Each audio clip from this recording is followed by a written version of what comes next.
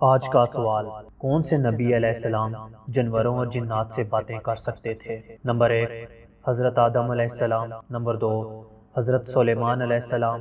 Number 3، حضرت ادریس علیہ السلام۔ نمبر 4، حضرت زکریا علیہ السلام۔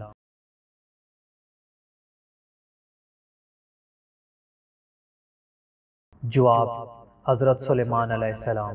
بسم اللہ الرحمن الرحیم۔ شروع اللہ کے نام سے جو بڑا مہربان نہایت رحم کرنے والا ہے۔ رسول اللہ صلی اللہ علیہ وآلہ وسلم نے فرمایا، اصل بخیل اور کنجوس وہ آدمی ہے جس کے سامنے میرا ذکر آئے اور وہ ذرا سی زبان ہلا کے مجھ پر درود بھی نہ بھیجے۔ براہ مہربانی ایک دفعہ درود شریف ضرور پڑھ لیجئے گا۔ رسول اللہ صلی اللہ علیہ وآلہ وسلم نے ارشاد فرمایا، آدمی کے سلام کی خوبیوں میں سے یہ خوبی ہے کہ وہ ہر بے مقصد اور فضول کام چھوڑ دے۔